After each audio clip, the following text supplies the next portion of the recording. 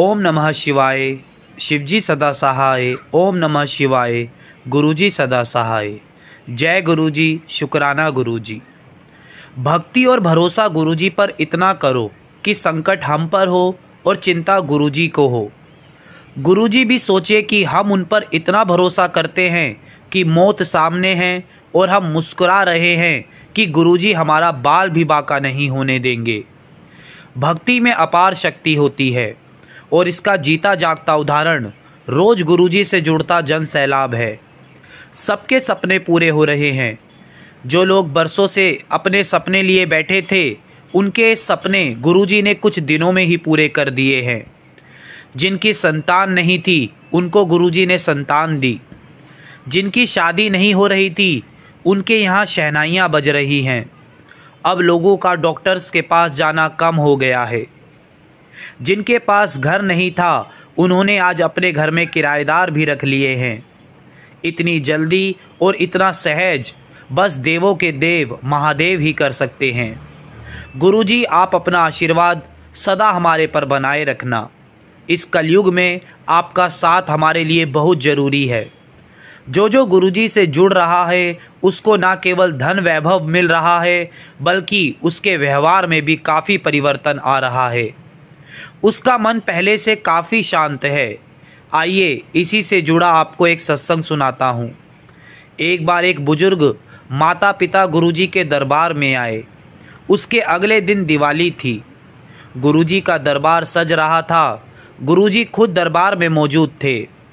कुछ लोग दरबार सजाने में लगे थे और कुछ गुरुजी के चरणों के पास बैठे थे। गुरुजी ने उन दोनों अंकल आंटी से पूछा, और आप दोनों कल दिवाली कैसे मना रहे हैं? क्या सोचा है कल का आपने? दोनों हाथ जोड़कर गुरुजी के सामने बैठे थे।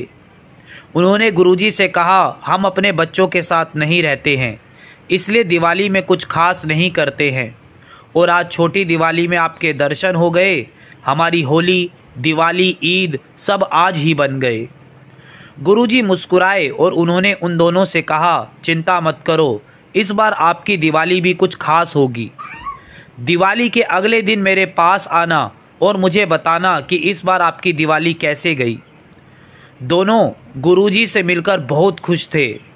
अगले दिन दोनों ने गुरुजी का एक स्वरूप लिया और उसके आगे दिया जलाकर रख दिया। इससे ज़्यादा उनके पास करने को पैसे नहीं थे। अंकल जी ने आंटी से कहा, देखो गेट पर कोई है।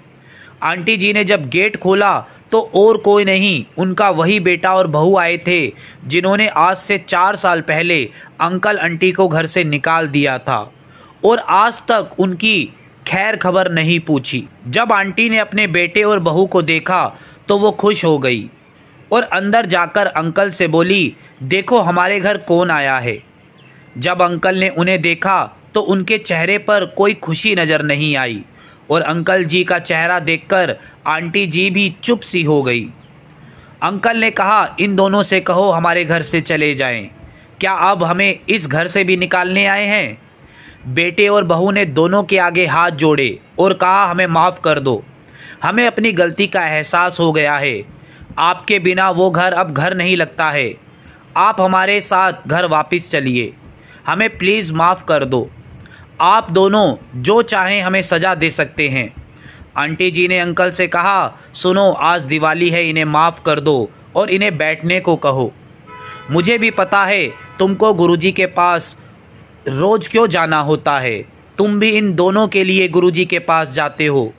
तुम इन दोनों की भलाई गुरुजी से मांगते हो। तो आज जब ये दोनों तुम्हारे पास आए हैं तो तुम इस तरीके का व्यवहार क्यों कर रहे हो? बताओ, ये सच नहीं है? मैं सब जानती हूँ। तुमको गुरुजी से रोज़ इनकी खुशियाँ ही मांगते हो। बताओ, ये सच नहीं है? उस समय उन चारों की आंखों में आंसू थे। बेटे ने कहा, पापा, बच्चे आपको बुला रहे हैं कि दादा दादी कब आएंगे, दादा दादी कब आएंगे। रोज़ यही कहकर सो जाते हैं। रोज़ मैं उनसे यही कहता हूँ, आज उन्हें ज़रूर लेकर आऊँगा। आप हमारे लिए नहीं तो बच्चों के लिए हमें माफ़ कर दो।